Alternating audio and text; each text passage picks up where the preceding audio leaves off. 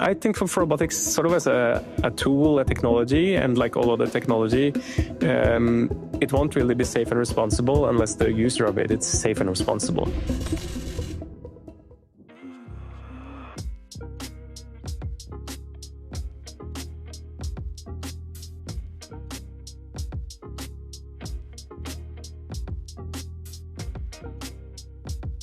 So robots have traditionally been used mainly for tasks that are very repeatable, where you have to do the same thing over and over again. So therefore they're used a lot in manufacturing, things like manufacturing cars, also because that kind of manufacturing has very heavy objects that may be dangerous for humans to handle or difficult.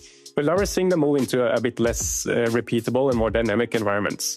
So things like agriculture is a situation where you have a lot of structure, like a strawberry field has a very clear structure, but things are also a little bit different. So one strawberry is never the same as the other one, and you have to always pick them in a little bit different ways.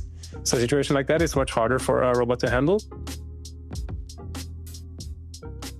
One thing that's especially been gaining a lot of progress in the last years are these humanoid robots that can help people at home. They have sort of a body almost like a human and are physically able to do any task that a human can do. But it's sort of their intelligence that's not quite where it needs to be for them to replace a human worker for a given task. So I think in 2030, we'll see some of the earliest adopters have these kind of robots in their home to help them with daily tasks.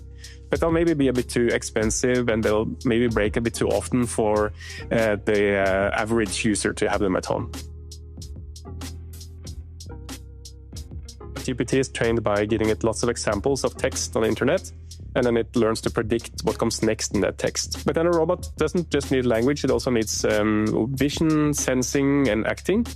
And so you can supplement this language understanding with what's called a vision model. A robot can use the same kind of model to understand what goes on around it.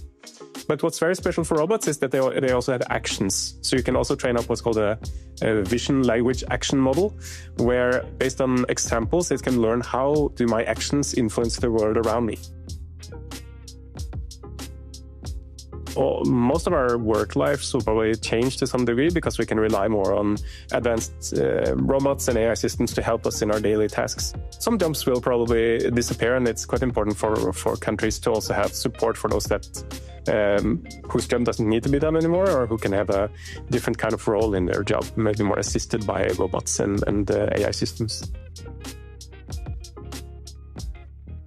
It's possible to lose control of an AI system because it has found a solution that we can't really fully understand. So we have to be careful, and I think it's important to invest in research on AI safety. Like all other technology, it won't really be safe and responsible unless the user of it is safe and responsible. So one example is this European AI Act that came out a year or two ago, where they made some very clear rules for what we can use AI for, and depending on the task we use it for, what sort of preconditions we have to take, what we have to be careful about. So to make this sort of national and multinational agreements is a good way to make robot research and production responsible.